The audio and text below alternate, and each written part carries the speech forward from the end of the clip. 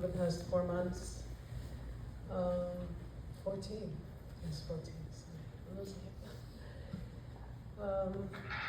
But one thing that's been apparent and steadfast is your support.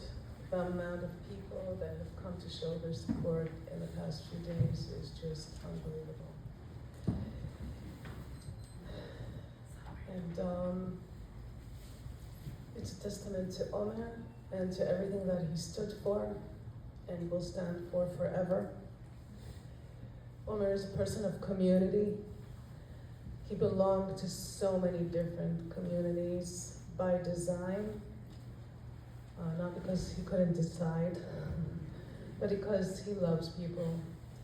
And he is Jewish proud, and he would never limit himself to one way of expressing himself. And so throughout his childhood, he went to different day camps and USY and Sofim Israel and Schechter and Midway Jewish Center, and he touched so many people along the way, and they touched him, and he let them touch him. And this is something that he really cared about, was building bridges. And when he was done building bridges here in the United States, he built the ultimate bridge between here and Israel. And that's what we're seeing now. His impact here and his impact there, and it's just overwhelming. He was the kind of kid that cared for a lot about being inclusive, from small scale to big scale. But as he grew up in age and he took on more and more roles in his communities that he belonged to, he understood his responsibility in those roles. He wasn't there just for the kavod.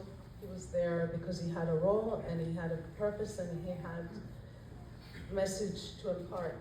And his message was a message of building bridges and being inclusive.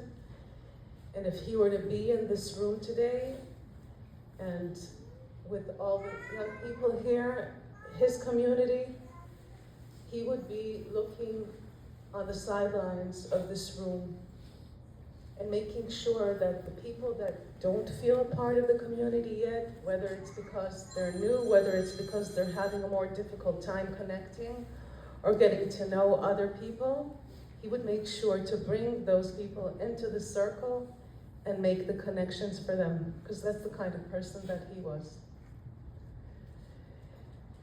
And his very good friend, in his eulogy 2 days ago, read a quote of things that Omer said when he left USY. He was the regional president of New York metro area.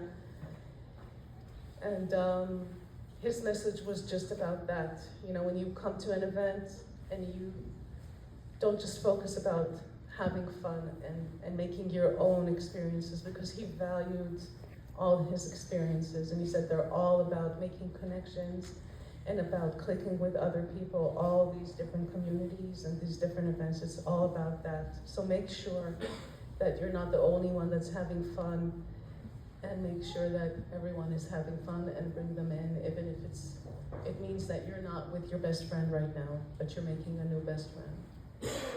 And that's something I want to impart with you. Omer was a person of ma'asim, of doing, not just talking. And that's what led him to move to Israel. And he loved Israel. He spoke about Israel with so much passion from this side of the ocean. And when he moved there, he felt it's not enough to just speak. I need to do something about it. And he felt so connected immediately to the country, to his peers, and he felt that he had to do something about it and had to serve. And unfortunately, that's how he found himself on the border on October 7th when he was killed. We didn't know for a very long time, and that's what kept us going with a lot of hope, with this message of hope. And we know that you've been with us, and we're all heartbroken and shattered, but we can't stop right now. We have to continue. First of all, he is not back, and there are still many, many living hostages that are still there. We need to continue to pray for them. I know you've kept Omer close to your heart, but we have to keep them all in our prayers and our actions. Keep on speaking about them, keep on rallying for them. We can't give up. We're getting closer, and we're really hoping that this nightmare ends really soon, but we need to keep it up until they all come home. So we thank you for being with us. Thank you for supporting us.